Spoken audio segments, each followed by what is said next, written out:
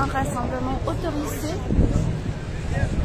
Donc pour l'instant, le début comme il dit, les gens commencent à se rassembler.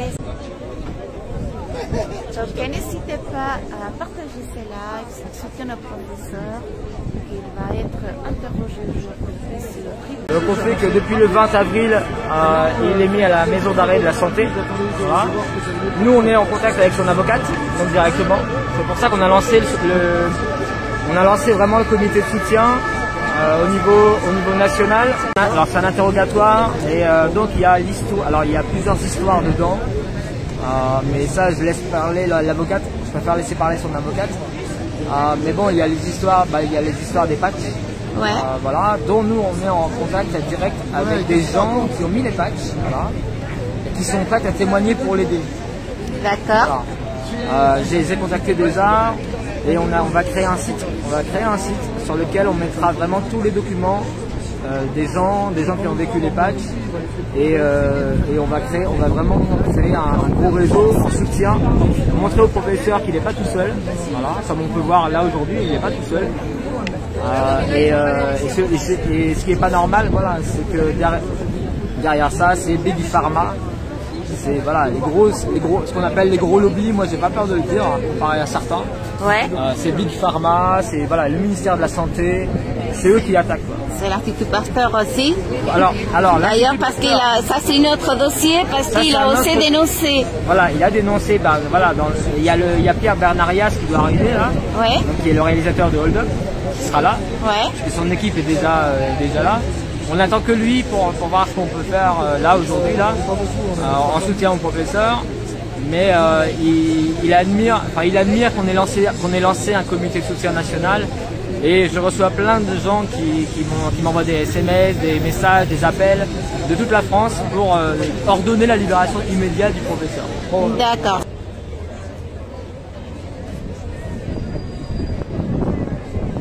Moi, comme je le dis, là, moi je suis là en soutien au professeur Fortillon. Alors maintenant, je veux dire, moi ce n'est pas par rapport à ce qu'il aurait pu faire ou pas faire, c'est par rapport au traitement. Vous voyez ce que je veux dire? Ouais. Je veux dire, en attendant son procès, c'est quand même un homme de 77 ans qui est mis incarcéré, d'accord? On lui fait aucun cadeau. Donc, moi, toute l'histoire, je la connais pas entièrement, d'accord? Moi, c'est par rapport au traitement qui lui est fait. Sarkozy, lui, il est dehors, il est en train d'attendre tranquillement son prochain procès. Moi, c'est ça que je dénonce. Et Balkany? Ah ben, Balkany, alors Balkany, encore pire, lui, quand tu regardes bien, il a fait quand même 3 condamnations. En tout, ça fait 12 ans ferme. 12 ans ferme, et le mec, il fait 7 mois, et il a des problèmes de santé. Et après, on le voit à la fête de la musique, en train de faire le tcha-tcha-tcha. Mais c'est ça que moi je dénonce. C'est ce traitement qui est fait à un simple citoyen, qui ne rentre pas dans la doxa du gouvernement, et ceux qui sont affiliés au gouvernement, qui eux, par contre, tranquilles. Sans l'immunité totale. Ah, mais totalement. Même quand ils ont des procès, je veux dire, même quand ils ont on va dire parce que moi je travaille surtout sur la pédocriminalité, oui. Même quand on les prend les mains dans la culotte de la gamine, ils trouvent le moyen d'avoir du sursis. Et là, un professeur, bon ben voilà, parce qu'il ne travaille pas avec Big Pharma, ben il se retrouve à 77 ans emprisonné. Alors la première fois, il avait été mis en maison de psychiatrie, hein. C'est la grande mode, hein. Pinochet, il a inventé avec notre gouvernement, hein. Il reprend les mêmes ficelles, hein. Ouais. Soit c'est infirmerie, soit c'est l'hôpital psychiatrie, soit c'est carrément en prison. Voilà, on le met en prison en attendant son procès et on lui met toutes les étiquettes inimaginables. Derrière le professeur Fortillon, c'est de la pression, je veux dire, c'est de la manœuvre, je veux dire, plus que politique. C'est pour justement donner le signal fort à d'autres médecins qui pourraient dénoncer, notamment sur la dictature sanitaire, qui pourraient dénoncer, voilà comment on va vous traiter. Donc en vérité, c'est en soutien à tous ces médecins qui essayent de sortir la tête de l'eau et de vraiment nous informer, contrairement à tous ceux qui font le défilé sur les médias et qui au final se retrouvent le soir dans un restaurant à faire la fête tous ensemble. Voilà. C'est-à-dire on subit énormément de privation, de répression. Ça devient catastrophique. Et souvent on me renvoie à la Corée du Nord, dans ces pays-là, mais moi à chaque fois je ris jaune parce que Moi, je vais en Corée du Nord, je sais ce qui m'attend, puisque c'est la Corée du Nord. Ouais. Ici, on est pays, soi-disant, des droits de l'homme. Et c'est donc beaucoup plus frustrant et encore beaucoup plus grave de voir le traitement qu'on subit sous couvert d'une pseudo-démocratie. Et ça, pour moi, c'est intenable. C'est intenable et c'est pour ça que voilà, je suis en soutien au professeur Fortillan. Belloubet avait fait libérer plus de 1000 prisonniers. Donc nous, on a un peu cherché qui avait été libéré. Bah déjà, c'est pas les droits communs. Les droits communs, ça veut dire des citoyens, qui a été pris notamment nos camarades dans les manifestations, parce qu'il faut savoir que depuis l'année dernière, avec leur nouvelle loi anti-casseurs, là, comme ils appellent, on est condamné dans l'intention de commettre un délit. Je crois que les gens, ils n'ont pas compris cette loi. Elle est très grave. On est condamné dans l'intention de commettre un délit. Ça veut dire que, comme j'expliquais, demain, on est à côté d'une banque, bah, les mecs peuvent venir nous embarquer. Ah, mais tu comptais cambrioler la banque? Bah non, je suis à côté, j'attends du monde. Ah non, moi je te dis, tu allais condamner. On te dit comment penser, ça c'est un fait, puisque dès que tu penses différemment, bah, tu peux te retrouver enfermé, voilà, complotiste. On te dit, et maintenant aujourd'hui, on te dira comment t'habiller. C'est ça qui devient grave. Ouais. Et il ne faut pas oublier que dans le mouvement des Gilets jaunes, quand même, il y a plus de 28 déportés. C'est un truc de malade, c'est un truc pour moi c'est un truc inimaginable. En France. Alors on nous dit oui mais attends, t'as vu en Colombie notamment dernièrement, ça tire à balles réelles. Oh les mecs ils nous ont tiré, c'est du létal. Les gens ont été esquintés à vie. Ouais. Ils sont traumatisés à vie. Alors il nous manque plus que les balles. Bon bah j'espère que le jour ils viendront, parce qu'ils viendront aux balles. Faut pas rêver. Ils viendront aux balles au bout d'un moment. Bah, j'espère qu'à ce moment-là, les gens vont bouger peut-être. Les médias font bien leur travail de propagande, hein, parce que c'est surtout les médias. Mais je suis désolée. À l'heure actuelle où on est tout le monde sur Internet, moi j'ai appris un peu les réseaux depuis que je suis dans le mouvement des Gilets jaunes. Avant les Gilets jaunes, je ne connaissais pas les réseaux.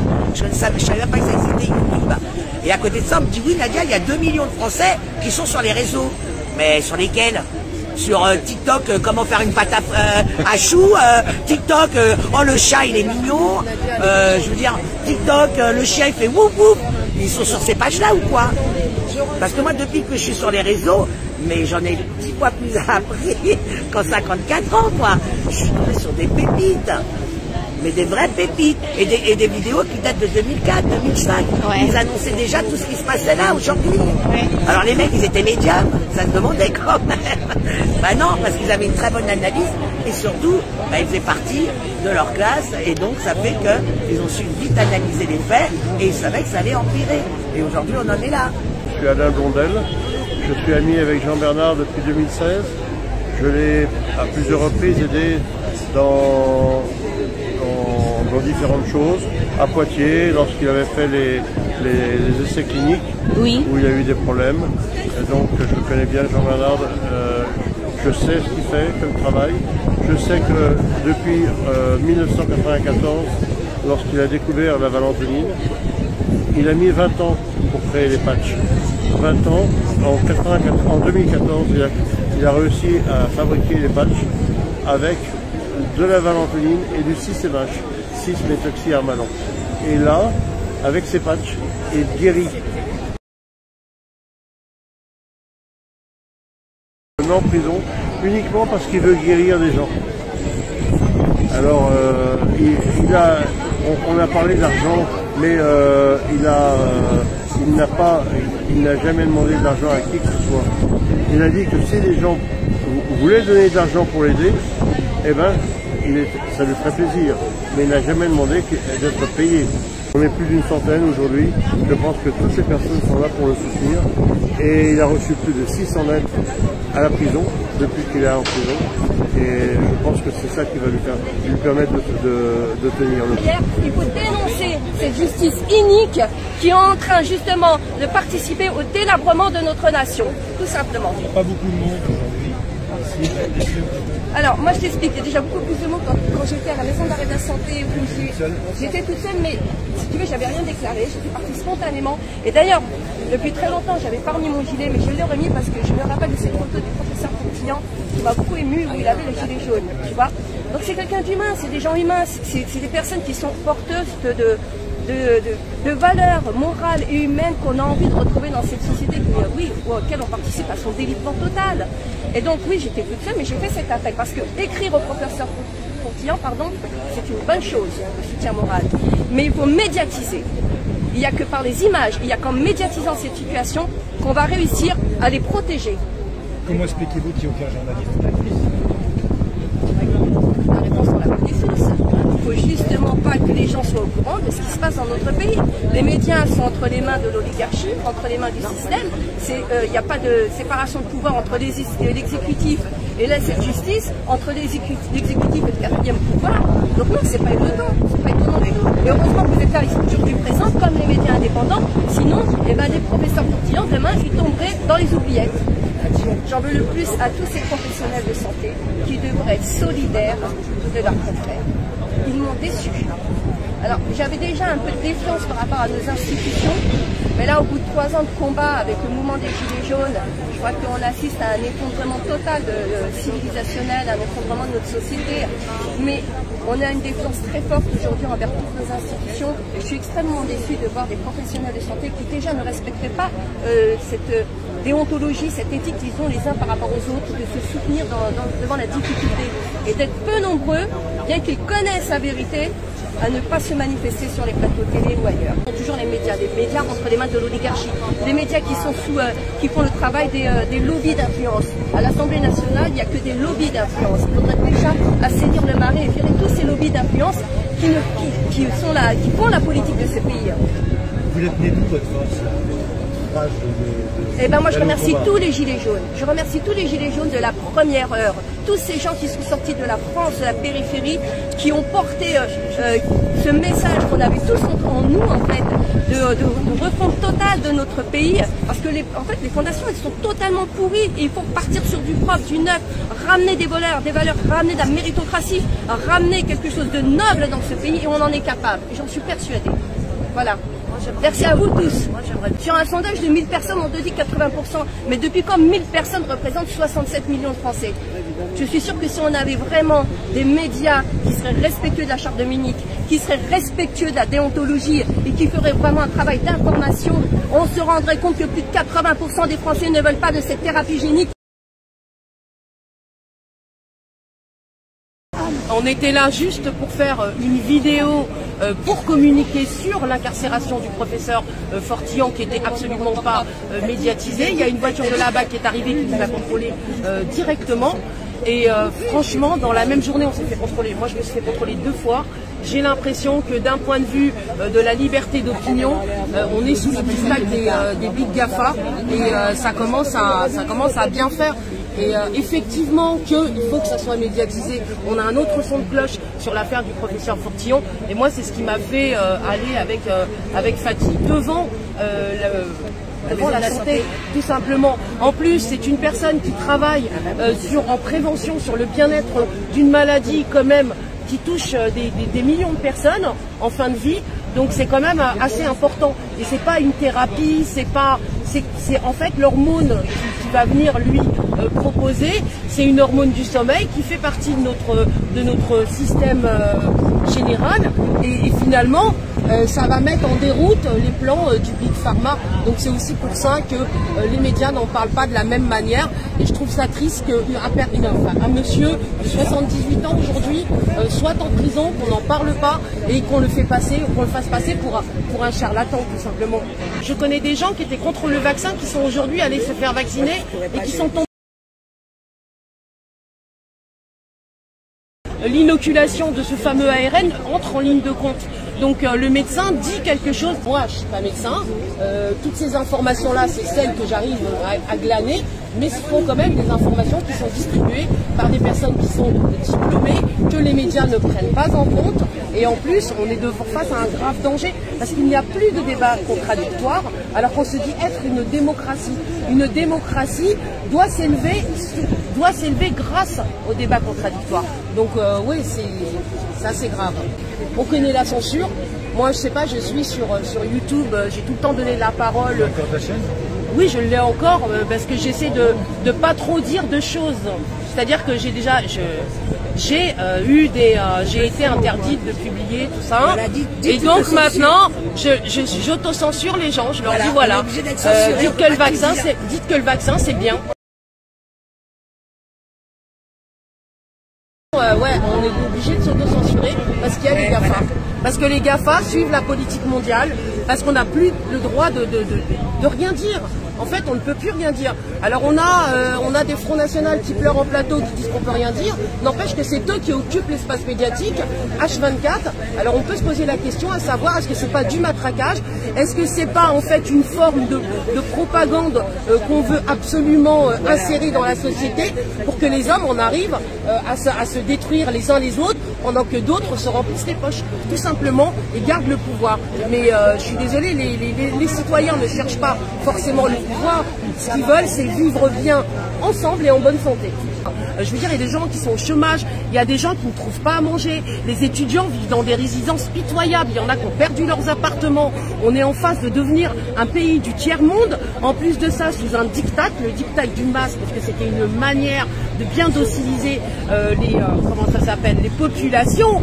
Parce que qu'est-ce qui nous fait avancer aujourd'hui? Ça va faire bientôt plus d'1 an et demi qu'on est sous la peur des attentats, la peur de la maladie, la peur de mourir. Mais on n'a pas la peur du devenir finalement. Donc on est sur le chacun pour soi aussi, et c'est ce que prône ce type de chaîne qui à longueur de journée lance le même message. Vous savez, quand vous dites à quelqu'un attention, si tu sors dehors tu vas te faire tuer, vous lui dites ça toute la journée, même s'il n'y croit pas et qu'il fait sa vaisselle, forcément quand il va sortir dehors il va regarder partout. Vous pensez que ces journalistes-là ont conscience qu'ils participent à une manipulation gigantesque? Alors moi je pense que quand même ils ont la conscience de participer, mais que quelque part ils ont la sécurité de l'emploi. Et aussi, oui, mais à un moment, oui, bien sûr, il y a des journalistes, je connais des journalistes qui ont quitté parce que justement ils ne voulaient pas se soumettre à ce type de propagande. Normalement, le journalisme, en tout cas de mon point de vue, le journaliste doit avoir une certaine éthique humanitaire. Il est là pour informer, pour rapporter l'information avec exactitude, dans le bien fondé général. Et c'est absolument pas comme ça, même au niveau des ONG. Quand vous allez sur les terrains de guerre, il y a des informations que les journalistes n'ont pas le droit de rapporter, et même quelquefois elles nous reviennent déformées, je veux dire dans un but bien précis, parce qu'il y a toute une géopolitique qui est là et qui prédomine. On le sait, il n'y a pas d'impartialité dans les médias, c'est totalement faux. La liberté de la presse, elle n'existe pas puisqu'elle est financée par des gros lobbies. Donc on a vraiment ce problème-là. L'information va peut-être devenir un devoir citoyen aujourd'hui, c'est aux citoyens de faire eux-mêmes l'information. Moi j'ai envie de vous dire, s'il y a eu l'émergence de autant de médias indépendants, c'est qu'il y avait un gros mécontentement. C'est eux qui nous ont créés. Au final, aujourd'hui, ils essaient de nous exterminer, mais c'est eux qui nous ont créés parce qu'ils ne nous apportaient pas l'information, pas qu'on attendait, mais en tout cas, on s'est rendu compte qu'elle était déformée et on n'a pas accepté ce mensonge. Donc c'est eux qui nous ont créés au final. Donc là, la casserole est en train de bouillir, j'ai envie de dire. Vous avez vu, quand vous avez sorti Hold Up, ça a été... Ouais, pas bon. Ouais. Je pense que si Hold Up était sorti en salle, l'effet aurait été le même, mais on n'aurait été pas censuré comme on l'a été. Là, c'est une copie de travail qui a circulé. Vous avez été censuré, mais le travail a été fait. Ouais. Voilà. C'est ce qu'il faut se dire, c'est que quelquefois on est censuré, mais il n'empêche que tous les médias indépendants ont fait un travail formidable quand ils ont rapporté, que ce soit La Parole, du simple citoyen lambda, qui ont montré des choses que les médias mainstream ne montraient pas. Parce qu'aujourd'hui, on est sur deux sujets, je vous ai dit, le Covid et l'islam, c'est tout ce qui se passe en France. Le reste, on s'en fiche. Quand on voit ce qui se passe en Palestine, on se demande qui sont les terroristes, on n'en parle pas. Est-ce que vous êtes au courant de ce qui se passe en Colombie? En Colombie aussi. Oui, parce c'est que... le peuple qui est massacré. Non, mais ils sont massacrés, mais ça avait déjà commencé, hein, la Colombie. Ça fait une semaine. Il y a une semaine que la Colombie est affaiblie à ça. C'est juste hallucinant, personne n'en parle. Bah, ils en ont parlé quand même, on le voit sur les réseaux sociaux. Enfin, moi, je l'ai vu sur les réseaux sociaux. C'est le réseau, je parle pas de la presse, je parle de la presse. Non, mais ils n'en parleront pas. Non, on veut continuer à danser encore, repenser, enlacer nos corps, passer nos vies sur une vie d'accord. Contestation continue sur ordonnance. Et malheur à celui qui pense, et malheur à celui qui danse. Chaque relance sécuritaire va s'envoler notre confiance. Il faut que besoin d'urgence. Confirmer notre confiance. Non, non, non, non, non, non, nous, on veut continuer à danser encore, voir nos pensées enlacer nos corps. Parce que non, savoir que ma fille a pu se masquer, qu'elle n'a pas pu respirer son bébé, que son bébé a vu le premier visage qu'il a pu voir au monde, le visage masqué de sa mère, et pour moi c'est insupportable. C'est intolérable et je n'ai pas digéré cette histoire-là. Ça a beau ne pas être une histoire, c'est celle de ma fille et son bébé, mais jamais je la digère, jamais. En vous écoutant, on se demande qui sont les aveugles. Ben, vous savez, régulièrement on a dit, hein, nous rentrons dans le royaume des sourds et des aveugles. Attention, c'est ce que ça veut dire au second degré. Et ça m'a fait réfléchir, je me suis dit, mais c'est vrai, qu'est-ce qu'on voit, qu'est-ce qu'on ne voit pas, et qu'est-ce qu'on entend, qu'est-ce qu'on n'entend pas, en fait. C'est vraiment la question que je me pose. Merci beaucoup. Merci. Belle continuation. Merci. Salut les gens, vous pouvez vous présenter? Moi je m'appelle Pierre Barnarias. Voilà, j'essaye de réaliser des films qui donnent un peu de sens, qui sortent du sentier battu. C'est le professeur qui a pointé du doigt l'Institut Pasteur dès la sortie du film en disant écoutez, il y a un souci quand même avec ses brevets. On lui est tombé dessus, on nous a dit qu'on avait porté plainte. On les attend les plaintes. Je crois que je suis en train de chercher des plaintes, loin de là, mais voilà. Alors la question est, est-ce que l'Institut Pasteur a porté plainte? Moi j'ai toujours rien reçu. Et pourtant quand je suis passé sur un plateau télé que je regrette vraiment, c'était un plateau en différé avec une journaliste de M6 qui m'a posé la question, alors on va peut-être vous l'apprendre, mais vous savez que l'Institut Pasteur porte plainte contre vous.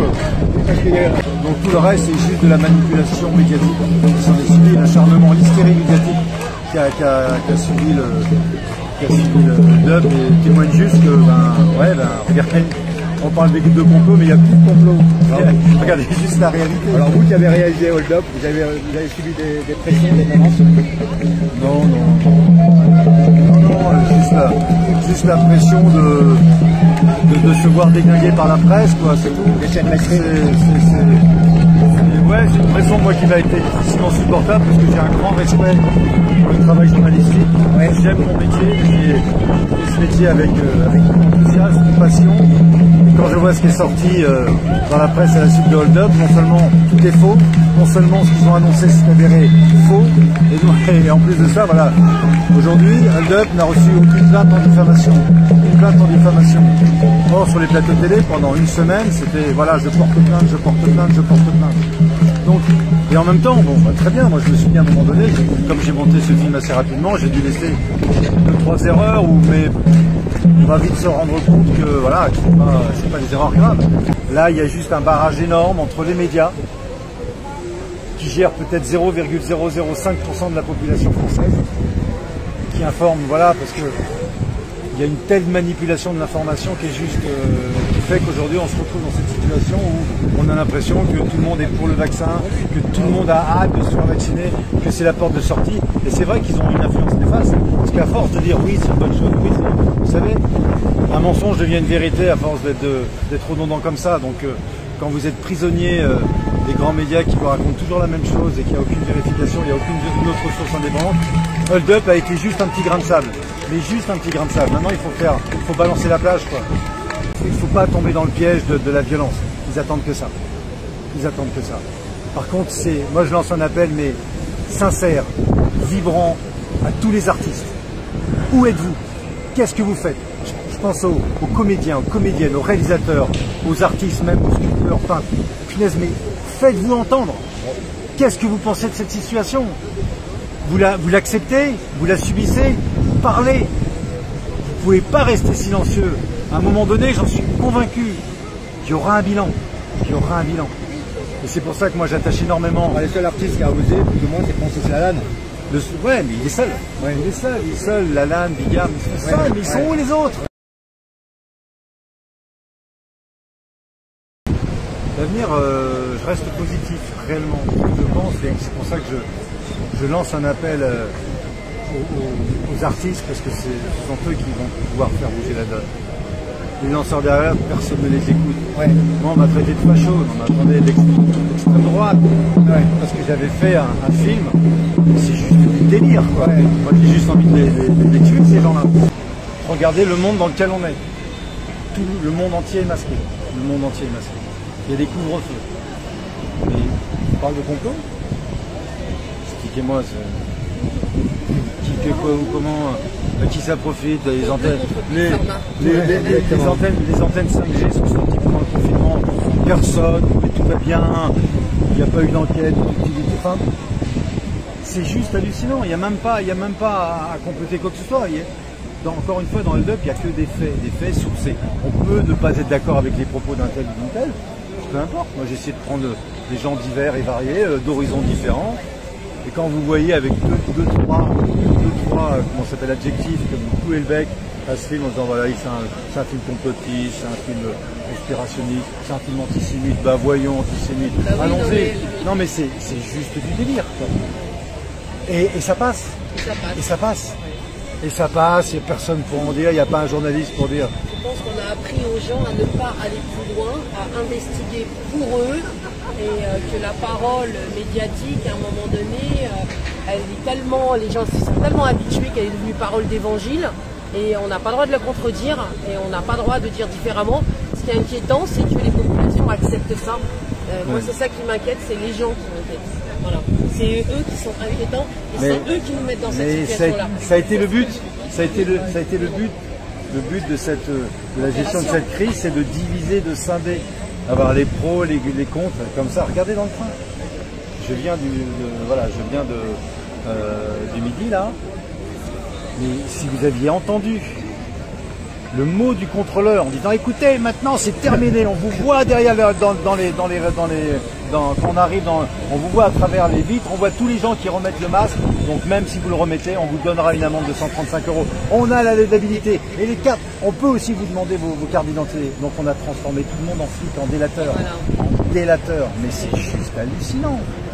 Moi j'ai envie de lui dire, mais vous savez, je comprends que tous les trains sont arrivés à Auschwitz. Hein. Avec vous, ils sont tous arrivés là-bas. Il n'y a pas eu de. Il ne faut pas oublier que les collabos ont fait des enfants aussi. Hein. Mais c'est juste hallucinant ce qui se passe. Parce que les gens, ils réfléchissent pas. Quoi. Ils juste regarder les courbes de l'OMS. Ouais. Qui justement favorise la contamination. Ouais. Allez juste regarder les courbes de l'OMS depuis la vaccination. Regardez ce qui s'est passé depuis la vaccination, depuis décembre, janvier. Regardez, pays par pays, hein. Nombre de contaminations, nombre de morts. Regardez ce qui se passe en Israël, regardez partout. Et voilà, c'est juste du factuel, ça. Un mot sur le professeur Raoult. Professeur Raoult, j'ai juste une question. Pourquoi, depuis 6 mois maintenant, il ne s'est pas clairement exprimé sur l'origine du virus? C'est un virologue, il est numéro 1 mondial, professeur Raoult. Dites-nous si ce virus, oui ou non, a été fabriqué dans un labo. Il faut savoir que ce labo a été quand même fait, financé en partie par la Fondation Mérieux, dont l'un des administrateurs est le professeur Raoult. Le professeur Raoult, quand même, est très engagé en Chine. Ça fonctionne. On n'a pas mieux. Donc il a fait son taf. Par contre moi ce qui m'intéresse, c'est que moi depuis le début je dis voilà, il faut qu'on montre que c'est un virus pandémique qu'on a créé et contre lequel il y a eu des chercheurs qui de 2013 à 2017 ont réussi à imposer un moratoire. Des chercheurs qui disent attention, depuis 20 ans on est en train de fabriquer des virus pandémiques, on va trop loin. Et si ces virus pandémiques, c'est-à-dire ces virus qui se transmettent facilement d'homme à homme, on les a. Je pense qu'il y a eu une répétition générale avec le H1N1. Et là, c'était bon. Mais encore une fois, moi, je trouve ça fou quand même. Mais que professeur Raoult nous dise, merde, punaise, il a quand même. Il a lu toutes les revues scientifiques, lui qui reproche à tout le monde de ne pas lire les revues scientifiques. Moi, j'en ai lu, notamment celle de Science en 2021, où on montre ce fameux gain de fonction. Est-ce que oui ou non, professeur Raoult, ce virus, le SARS-CoV-2, graisser dans la joie, quoi. Et il y a que ça qui sauvera, quoi. Et je rappelle que vous avez lancé un message aux artistes de se bouger. Mais moi, je pense que la solution de sortie, c'est la mobilisation d'artistes. Oui, ils sont bien sûr. tout horizon. Ouais. Chanteur, comédien, réalisateur, peu importe quoi. Enfin, vous avez forcément une idée. Ouais. Sortez du bois quoi. Sortez du bois. Bon, merci à vous. Merci.